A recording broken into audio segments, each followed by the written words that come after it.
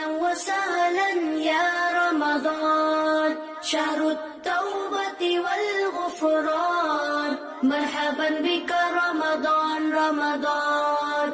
السلام علیکم ورحمۃ اللہ وبرکاتہ۔ کیا حال ہے آپ سب کے؟ میں امید کرتی ہوں آپ سب ایمان و تقوی کی بہترین حالت میں ہوں گے انشاءاللہ تعالی۔ آج ہمارا سیریز کا ڈے 9 ہے۔ اسٹارٹ کرتے ہیں۔ رب اشرح لی صدری ویسر لی امری واحلل عقدۃ من لسانی یفقہوا قولی رب زدنی علما اللہم ارنا الحق حقا وارزقنا اتباعہ وارنا الباطل باطلا وارزقنا اجتنابہ اللہم فقہنا فی الدین آمین۔ بسم اللہ الرحمن الرحیم۔ الحمدللہ، زندگی میں ایک اور رمضان ملنے والا ہے۔ اللہ کے حکم پر اپنی بنیادی ضروریات کو قربان کرنے کا موقع ایک دفعہ پھر مل رہا ہے۔ خود کو اللہ کا سچا بندہ ثابت کرنے کا موقع پھر دیا جا رہا ہے۔ دیکھیں، رمضان میں ہر چیز کا ثواب دگنا ہو جاتا ہے اور روزے کی حالت میں ثواب کرنا مزید اضافہ حسنات کا باعث ہے۔ اس لیے اس موسم میں معمولی نیکی بھی بہت اجر والی ہے۔ اس میں مسواک کی سنت ہی کیوں نہ ہو۔ ہر نماز کے لیے مسواک کرنا، یہاں یہ بتاتی چلوں، روزے میں مسواک کر سکتے ہیں۔ اذان کا انتظار کرنا، بلکہ پہلے سے نماز کا انتظار کرنا۔ تراویح میں پیش رہنا، نیکی کی طرف دوسروں کو دعوت دینا، درس کا اہتمام کرنا، اور بھی بہت ساری چیزیں اس میں آ جاتی ہیں۔ بس نیکیوں میں سبقت لے جانے والے بن جائیں۔ اللہ ہماری ان تمام کوششوں کو قبول کر لے اپنی بارگاہ میں، آمین۔ روزے کی حالت میں کن چیزوں سے رکنا ضروری ہے؟ ہم مسلسل ہر لیکچر میں اس کا جائزہ لے رہے ہیں، لیکن یہ ایسی باتیں ہیں جن کا تذکرہ مسلسل کرنے کی ضرورت ہے۔ روزہ صبح صادق سے غروب آفتاب کھانے پینے اور شہوت سے رکنے کا نام نہیں ہے۔ لیکن بظاہر تو روزے میں انہی 3 چیزوں سے رکنا نظر آتا ہے، لیکن جن چیزوں سے رکنا مطلوب ہے وہ دراصل برائی ہے۔ جب ہمارے ذہن میں تصور آتا ہے ہم نے برائی سے رکنا ہے، ہم نے جھوٹ سے رکنا ہے، ہم نے بدگوئی سے رکنا ہے، ہم نے بدگمانی سے رکنا ہے، ہم نے ایسے تمام اعمال سے رکنا ہے جس کا تعلق ہمارے قلب سے ہو، ہماری زبان سے ہو یا ہمارے اعضاء سے ہو، ٹھیک ہے؟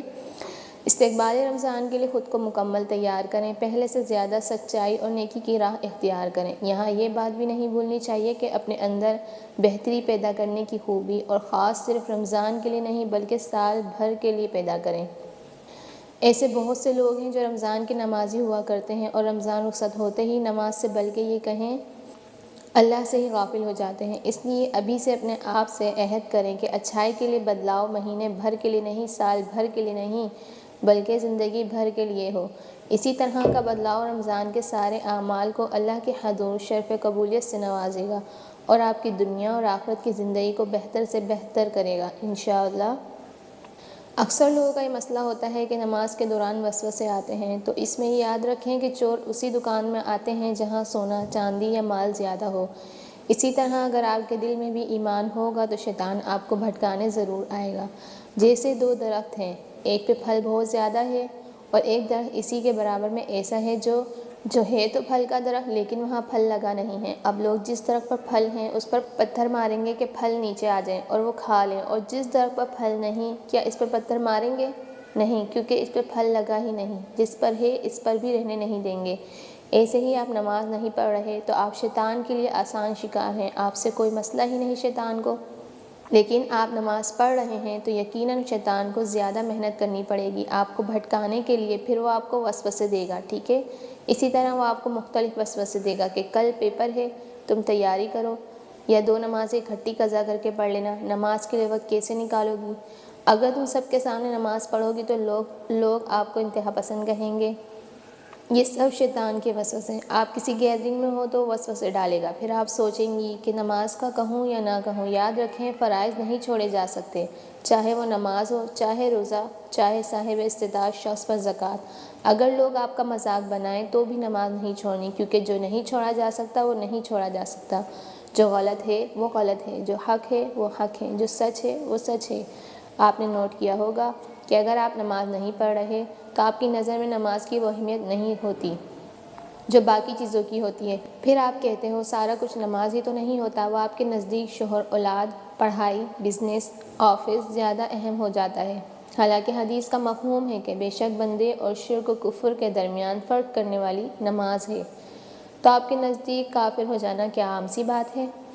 یقیناً عام سی ہی بات ہے، اگر آپ نماز نہیں پڑھتے اپنی نظروں میں نماز کی اہمیت کو بڑھائیں۔ جب تک ہماری نظروں میں نماز کی اہمیت نہیں ہوگی ہم نماز نہیں پڑھیں گے یا پھر مزید بہتر نہیں کر پائیں گے، بس روایتی سجدے پہ سجدے کیے جائیں گے۔ بے شک مومن کامیاب ہو گئے جو نماز میں خشوع کرتے ہیں اور بیہودہ باتوں سے منہ موڑتے ہیں۔ آج اس نقطے پر بات ختم ہوگی کہ اپنی نظروں میں نماز کی اہمیت کو بڑھائیں۔ خود سے یہ عہد کریں کہ ہم نے نماز کی اہمیت کو پہچاننا ہے۔ نماز کے بارے میں جتنی باتیں کی جائیں اتنی ہی کم ہے، وہ اس لیے کہ نماز اس قدر اہم ہے کہ اللہ سبحانہ تعالیٰ نے خود نماز کا کافی بار تذکرہ کیا ہے، تو میں ناچیز کیسے ساری باتوں کو سمیٹ سکتی ہوں۔ انشاءاللہ نیکسٹ میری یہ سیریز بھی آنے والی ہے، نماز نبوی سیریز۔ دیکھیں کہ کسی ملک کا بادشاہ ہو اور آپ وہاں آرام سے رہتے ہوں، کیا آپ لوگ وہاں کوئی ایسا کام کریں گے کہ بادشاہ آپ سے خفا ہو اور وہ آپ کو نکال دے وہاں سے؟ نہیں کریں گے، بلکہ آپ ایسے کام کریں گے جو بادشاہ کی مرضی کے مطابق ہو اور وہ بادشاہ آپ سے راضی ہو اور خوش رہے اور اس جگہ آرام و سکون سے رہنے دے۔ تو اللہ سبحانہ تعالیٰ وہ تو ملک السماوات والارض حقیقی بادشاہ ہے زمین و آسمان کا، پھر نور السماوات والارض نور ہے زمین و آسمان کا، وہ تو اس حقیر سی دنیا پہ موجود بادشاہوں کا بھی بادشاہ ہے جو ان کو کھلاتا پلاتا ہے، تو پھر حقیقی بادشاہ کو راضی کیوں نہیں کرتے ہم جو کنگ آف کنگز ہے؟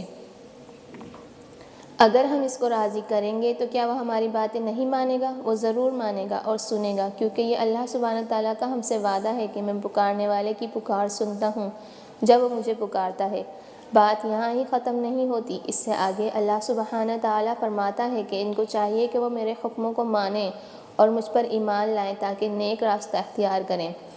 اس کا مطلب یہ ہے کہ اگر آپ چاہتے ہیں کہ آپ کی دعائیں قبولیت تک پہنچیں، اللہ سبحانہ تعالیٰ آپ کی دعائیں قبول کرے، تو آپ کو اور مجھے بھی اللہ سبحانہ تعالیٰ کے حکموں کی پیروی کرنی ہوگی۔ اور پھر پیروی نماز بھی ہے، آپ کو نماز بھی پڑھنی ہوگی۔ ایسا نہ ہو کہ آپ پکارنے والی آیت سن کر آدھا حصہ جان کر ہی دھوکے میں رہ جائیں کہ اللہ سبحانہ تعالیٰ تو پکار سنتے ہیں اس لیے ہمیں پیروی کی ضرورت نہیں۔ اگر آپ سوچتے ہیں ایسا تو آپ خود کو دھوکہ دے رہے ہیں، اور اللہ سبحانہ تعالیٰ کے احکامات کو ماننے والے کا اجر میں آپ کو بیان نہیں کر سکتے۔ اور نماز ادا کرتے رہو اور زکوٰۃ دیتے رہو، اور جو بھلائی اپنے لیے آگے بھیجو گے اس کو اللہ کے ہاں پالو گے۔ کچھ شک نہیں کہ اللہ تمہارے سب کاموں کو دیکھ رہا ہے۔ کم از کم آپ سب اور میں کوشش تو کر سکتے ہیں نا کہ اللہ سبحانہ تعالیٰ کے لیے خود کو بدلیں، اس کے لیے نماز ادا کریں، بلکہ قائم کریں ویسے جیسے کرنے کا حق ہوتا ہے، اس کی محبت میں شدید ہو کر اس کے لیے وقت لگائیں، اس کے لیے گرمیوں سردیوں میں اپنے نفس کو قربان کر کے اس کے سامنے حاضر ہو جائیں کہ لبیک یا اللہ، اس کے سامنے ہی اپنی فریادیں لے کر جائیں اور اپنی دعائیں اس سے قبول کروائیں۔ رمضان کے استقبال کے لیے کوئی خاص دعا، کوئی خاص عبادت، روزہ یا کوئی مخصوص متعین طریقہ شریعت میں وارد نہیں ہوا ہے۔ حدیث میں رمضان کے استقبال میں 1-2 دن پہلے کا روزہ رکھنا منع ہے، لہٰذا دین میں کسی طرح کی بدعت کے ارتکاب سے خود بھی بچیں اور دوسروں کو بھی بچائیں۔ اللہ تعالیٰ ہمیں رمضان کا بہترین استقبال کرنے اور اس مہینے سے ہر طرح کا فائدہ اٹھانے کا موقع فراہم کرے، اور رمضان میں بکثرت اعمال صالحہ انجام دینے کی توفیق دے اور ان اعمال کو آخرت میں نجات کا ذریعہ بنائے، آمین۔ رسول اللہ صلی اللہ علیہ وسلم 2 قبروں کے پاس سے گزر رہے تھے، دونوں کو عذاب مل رہا تھا، کسی بڑے گناہ کی وجہ سے نہیں، یعنی لوگ اس کو بڑا نہیں سمجھتے، پہلے وہ بڑے ہیں پہلا گناہ۔ ان میں سے ایک شخص چغل خور تھا، ادھر کی اٹھائی ادھر لے گئے، ادھر کی اٹھائی اور اس تک پہنچائی اور لڑائی کروا دی۔ اور دوسرا وہ انسان جو پیشاب کی چھینٹوں سے پرہیز نہیں کرتا تھا، اس کو بھی قبر میں عذاب ہو رہا ہے۔ اور اس لیے حسن بصری رحمہ اللہ علیہ کہا کرتے تھے، جو کسی کی چغلی تمہارے پاس کر رہا ہے نا، وہ آپ کی اس کے پاس بھی کرے گا۔ ایک بات یاد رکھیں، چغل خور جنت میں نہیں جائے گا۔ اللہ اکبر! تو یہ کتنے ڈرنے کی بات ہے نا۔ اگر کوئی آپ کے سامنے کسی کی غیبت یا چغلی کر رہا ہے، آپ نے پہلے بہت اچھے اخلاق کے ساتھ ان کو یہ بات بتانی ہے۔ اگر وہ پھر بھی باز نہ آئے، جب وہ غیبت یا چغلی کر رہے ہوں کسی کی، آپ نے وہاں سے چلے جانا ہے، شامل نہیں ہونا ان کے ساتھ۔ اوکے ہو گیا؟ ایک اور بات، پازیٹیو رہنے کی زیادہ سے زیادہ کوشش کرنی ہے۔ کوئی آپ کو غلط بات کہے جو آپ میں نہیں، آپ نے اس وقت جواب نہیں دینا۔ مجھے معلوم ہے مشکل ہوتا ہے بہت، لیکن آپ یہ کر کے دیکھیں بس۔ آپ نے تلخ نہیں ہونا، آپ کو بدلہ لینے والا نہیں بننا، آپ کو چالے چلنے والا، جال بچھانے والا بھی نہیں بننا، آپ کو ایسا بھی نہیں ہونا کہ آپ شاطر کہلائیں، اور ایسا بھی نہیں کرنا کہ آپ گڑھے کو دیں۔ زخم ہیں اور دل پر ہیں اور روح پر ہیں، لیکن ان کے لیے مرہم بدلہ لے کر تیار نہ کریں۔ مرہم آسمانی ہی اچھے ہوتے ہیں، مرہم رحمانی ہی شفا دیتے ہیں۔ چھوڑ دیں جو ہوا، جانے دیں جس نے جو کیا، اپنے پیچھے دروازہ بند کر کے آگے بڑھ جائیں۔ زخم دینے والوں، تکلیف پہنچانے والوں، روح کو رون دینے والوں کو ان کے حال پر چھوڑ کر اپنا حال ٹھیک کریں، کیونکہ آپ کو وہ نہیں بننا جو حالات آپ کو بنا رہے ہیں، آپ کو وہ بننا ہے جو اعمال بناتے ہیں۔ رب کا بندہ مومن انسان اپنی زندگی میں خود کے لیے وقت ضرور نکالا کریں جس میں آپ اکیلے بیٹھ کر یہ سوچ سکیں کہ میں کیا تھی اور اللہ نے مجھے کیا بنا دیا۔ کبھی سوچا کریں کہ یہ ہاتھ، انگلیاں، یہ پاؤں، یہ آنکھیں، یہ کان کیسے بن گئے، کس نے بنائے؟ اپنے اللہ کا شکر ادا کیا ہے کہ آپ نے مجھے مکمل اور خوبصورت بنایا ہے؟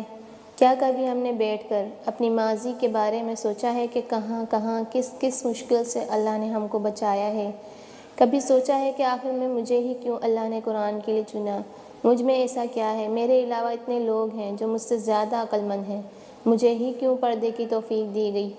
میں ہی کیوں اپنے گھر والوں میں سے چن لی گئی؟ آخر کیوں؟ جب آپ اور میں خود سے یہ سوالات کریں گے تو جواب یہی ملے گا کہ مجھ میں ایسا کچھ خاص نہیں، یہ تو بس اللہ کی رحمت ہے کہ اللہ نے مجھے چن لیا۔ تو پھر آپ کا اور میرا دل شکر سے سرشار ہو جائے گا اور آنکھوں میں آنسو ہوں گے۔ جو اللہ نے عطا کیا ہوا ہے اس پر نظر رکھیں اور جو نہیں ملا اس کے لیے دعا کریں۔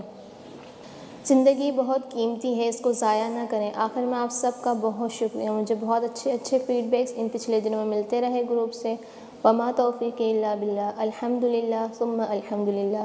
اللہ سبحانہ تعالیٰ مجھ سمیت ہم سب کو پکا نمازی اور تہجد گزار اور ہمارا یہ رمضان اور آگے جتنے ہمارے نصیب میں ہیں رمضان، ان کو ہم سب بہترین نماز، اذکار اور دعاؤں کے ساتھ گزاریں۔ اللہ مجھ سے اور آپ سے قبول کر لیں، ہماری نیک حاجات کو قبول فرمائیں اور ہمیں اور ہماری آنے والی نسلوں کو دین کا داعی بنائیں۔ اللہم آمین۔ ربنا تقبل منا انک انت السمیع العلیم وتب علینا انک انت التواب الرحیم وآخر دعوانا الحمد للہ رب العالمین۔ السلام علیکم ورحمۃ اللہ وبرکاتہ۔ أهلا وسهلا يا رمضان، شهر التوبة والغفران، مرحبا بك رمضان رمضان.